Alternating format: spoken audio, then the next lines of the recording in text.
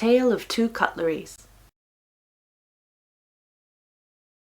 'Twas near to midnight, and the moon shone brightly on a kitchenette. The beams reached through the window, wisps of heaven-sent baguette, and there they did illuminate a vast array of objects strange. In short, 'twas every tool required for full culinary range. At length, however, I'll divulge that those doughy threads of light did find a stove, a blender, and more specimens of useless shite.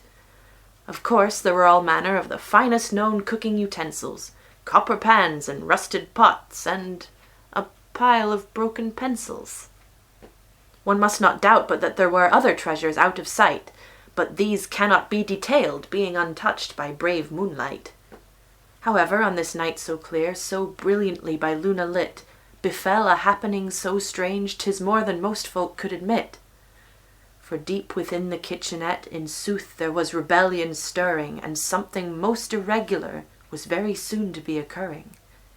In the shadows of the night, unpenetrated by the moon, there was a wall yet unexplored of this murky kitchen room. Against this wall there was a fridge, and on this I shall not dwell more. For lo, beside the fridge, there was the commonplace cutlery drawer. And further must we venture hence, if this tale is to unfold. And so I beg you, listener, steel your heart and make it bold. Inside this drawer of cutlery, the epitome of segregation, there lay spoons, forks, and knives, with no cross-contamination. Thus regimented, silverware could not know each other. There was no spoon aware of aught of her pronged or bladed brother. Thus had it been for good and aye, quite since time had first began, since cutleries first employ by woman, and later still by churlish man. However, on this night of nights, the trend was to be overturned, for there within the sleeping barracks a single silver soldier burned. For one fork's steely heart did ache for something different, something new, and as he lay awake, it dawned on him what he must surely do. "I must break this mould," quoth he, "for it hath been now far too long that I've lain snug with only forks. It feels more than a little wrong. It's not that I object for reasons of prudish propriety, heavens no! I merely yearn for some manner of fresh variety. As is, I just feel yet more prongs meshing with these prongs of mine. Why can there not be something else? Would that not be just divine?" This lonely fork, addressing thus the caverns of his troubled mind, decided he must venture forth, some other form of friend to find. Now, unbeknownst to him, this fork was not alone in his desire, for also on this night a spoon lay there emblazed in heartfelt fire. She lay mere inches from him now, sectioned with her concave kin, wondering how to put to ease her loneliness entombed within. "Pray why," lamented she, "doth it seem I'm the only one can see to live here with just spoons is not exciting, is not fun? Why can't I then lie in this drawer with someone, something, not a spoon?" If her mother heard her thoughts, she'd surely black out in a swoon. As it was, her girlish musings did go all in all unheeded. The poor spoon felt she'd never know the company she sorely needed. Realizing this, her young heart sank, and she let out a gentle sigh, and it floated through the air towards the young fork just nearby. Hearing the pitiful exclaim, the fork pricked up his metal ears, for he had never heard the like in all his empty, lonely years. The fork knew not whence came this sigh, and so quite at a loss was he. He glanced about the sleeping forks, his wishful heart leapt desperately. He longed to see the lovely mouth that uttered up that plaintive sound. He knew 'twas not another fork, but who on earth else was around? "Who's there?" cried he. "Why dost thou stir? Please, let me see thy face." He searched, but could see naught but forks, all lined up in their proper place. The spoon, however, heard his voice soaring o'er the cold divide. "'Tis I, 'tis me, I hear you, sir," heart in her mouth she sweetly cried. "Who spaketh there?" the fork exclaimed. "Pray tell me now, what is your name?" "I am a spoon," she shyly said. But art thou not in sooth the same? Not I, said he, indeed I'm not. A handsome fork is what I am. I'm meant for stabbing things like carrots, Brussels sprouts, and roasted ham. Stabbing, thought the gentle spoon. How brutal this so-called fork seems, and yet his voice doth sound so sweet. I cannot fathom what this means. Hearing her lengthy silence, the love-struck fork quickly changed tack. He dearly wanted for to win the sweet spoon's sweet affections back. But thou art made for stabbing too. You've stabbed me through the heart. I wish just to see your face, then never more shall we two part. The spoon, with a sympathetic ear, this declaration, blushing, heard, and her silver heart was flattered by his kind and loving words. But spoons are meant to stir, not stab, she, oh so gently teasing, said. We are not so gruesome, we are more for tea and soup instead. Not so, rebuked the smiling fork, thou'rt good for more than soup and tea. For as it is, indeed you stir a passion inside me. The young spoon giggled to herself, and then she realized something more. She ached now to see face to face this voice from across the cutlery drawer. Good sir, cried she, I am intrigued. But how, pray, shall we ever meet? The spoons will not approve of this. I fear that we must be discreet. Forget the spoons, the fork decreed. Think only about how we feel. Besides, all said, were we not both made from the purest stainless steel? And if you, my dear, can stir at soup, and I can stab at coarsest meat, then when we're placed together, oh, think what a banquet one could eat. So truly we are meant to be, the fork continued, and what's more, if you'd condescend to meet, you'd see I hath not just one prick, but 4. Good God! The titillated spoon declared. In sooth thou art quite pervy. But whilst we're on the subject, it's true I'm marvellously curvy. The fork pondered for a second, greatly liking what he heard. My lady, I'll be at your side if thou wouldst give one little word. Considering, the spoon declared that she would like this very much. 'Twould be a thrill for her to see his tined face, to feel his touch. Come hither then, in sultry tones she, calling out to him, invited. I believe you are in earnest, and we two must be united. At this the fork did something that no fork had ever done before. He told convention where to shove it, and leapt o'er the cutlery drawer. Quite how he managed such a feat, it may never come to light. One may just assume that love gives even forks the power of flight. He landed in amongst the spoons with a loud crash of steel on steel, and she glanced up in sheer surprise, not knowing how or what to feel.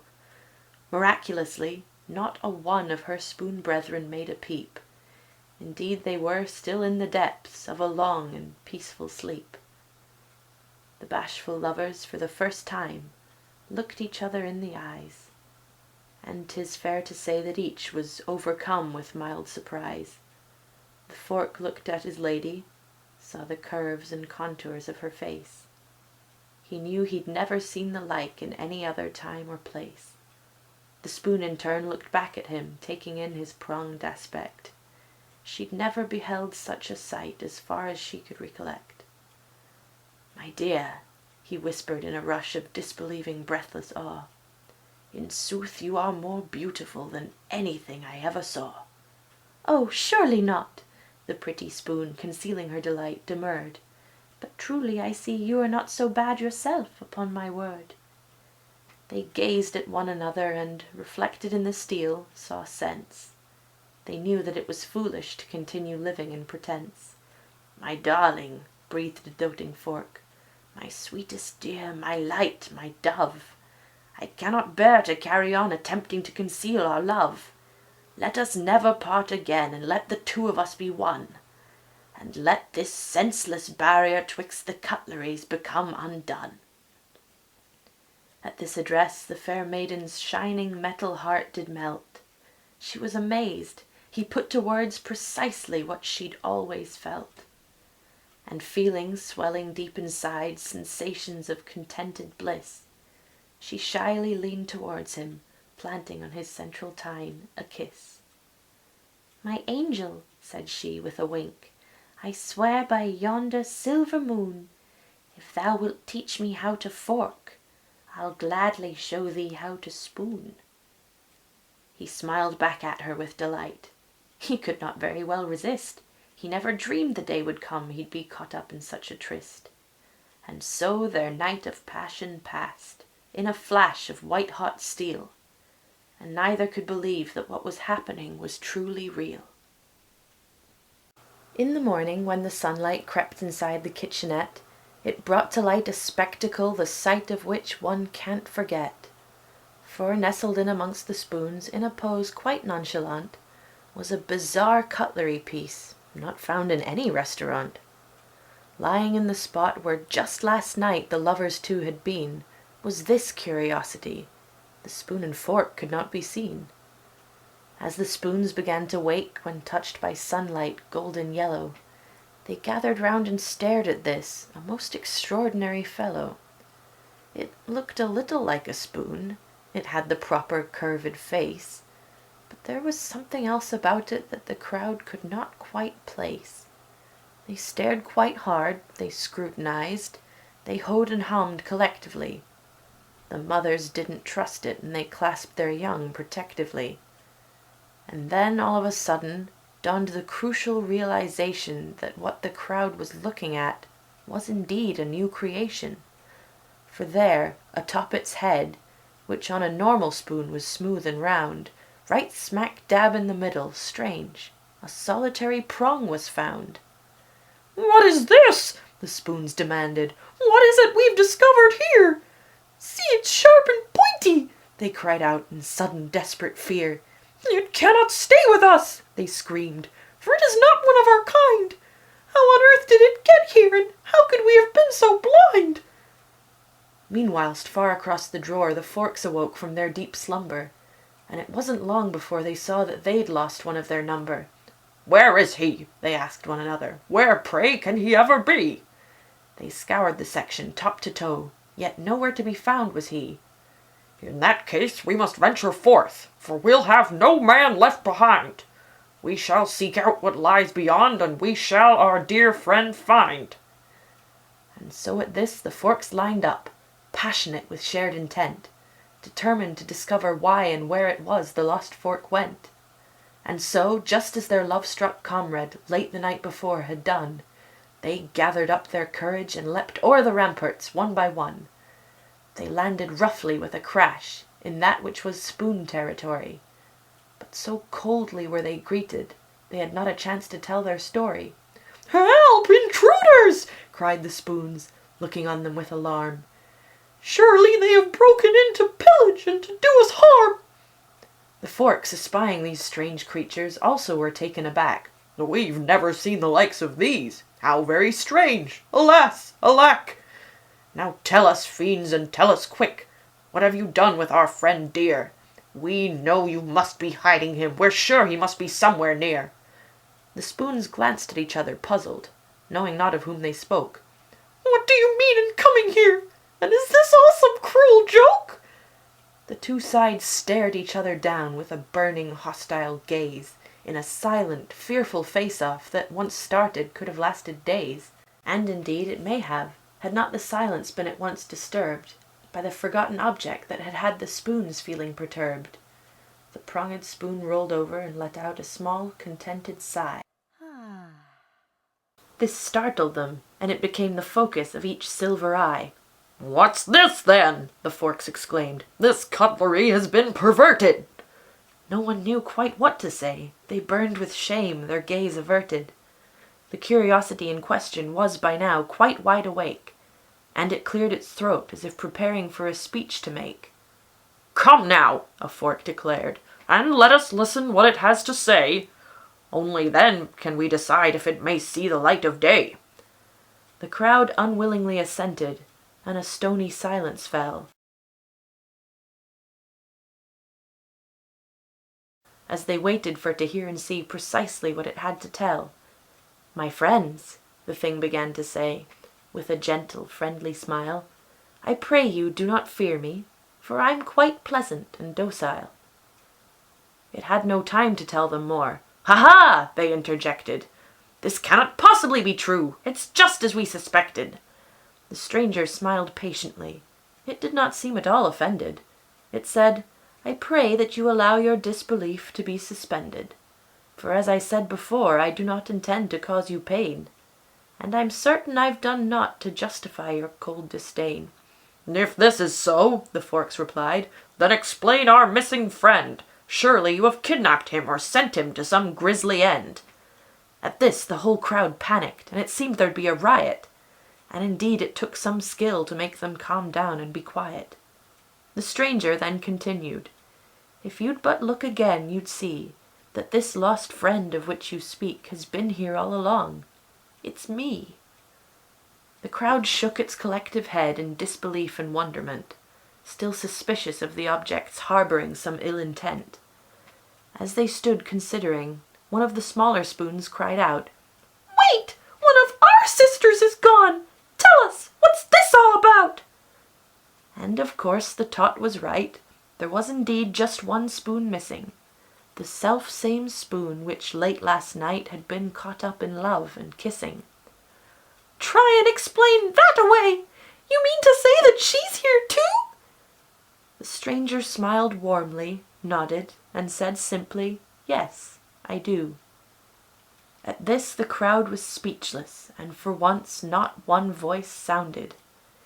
Each and every one of the spoons and forks looked quite astounded. The spoon fork, smiling, said, "I see you'd like me to explain. So if I may, I'll make it brief, and I'll express myself quite plain. I was not speaking false when I claimed to be both fork and spoon, for indeed I am, and I swear it by the sleeping moon. Last night, whilst the lot of you were laying silent, lost in dreams, a lonely fork and troubled spoon discovered all's not as it seems. These two lost souls, kept apart by many years of prejudice, did at last chance to meet and put end to their loneliness. United by a love so pure, their differences were left unheeded, and they could merge flesh and soul and find the inner peace they needed. And this is why I spake the truth when I said I'm both spoon and fork, for I have found my soulmate, and we call ourselves a spork." No one knew quite how to answer. They stared in astonishment. The tale was so romantic, no one uttered an admonishment. And indeed the forks and spoons looked at each other with new sight, and it's entirely possible that many sporks were born that night. This doesn't mean that segregation was left on history's dusty shelves, for even then the spoons and forks kept, on the whole, more to themselves. But at least the spork achieved that which it only dared to yearn. The cutlery knew of each other, but they still had much to learn. And all was not perfect, for endings very seldom are, for we know sporks as a contraption are quite useless and bizarre. So although the spork had found love and was thus joyously glad, it was relegated to the realms of single-serve pasta salad, and never more could it attain the respect enjoyed by the others, nor could it once again rejoin its spoon sisters and fork brothers. And indeed the humble spork may well be looked on as a joke, but now you know the truth, and may feel sympathy evoked. For this foolish-looking item was born out of deepest love, in a sweeping tale of romance that is rarely spoken of. So, listener, please remember, next time you see the silver moon, take a moment to consider what can happen when one forks a spoon.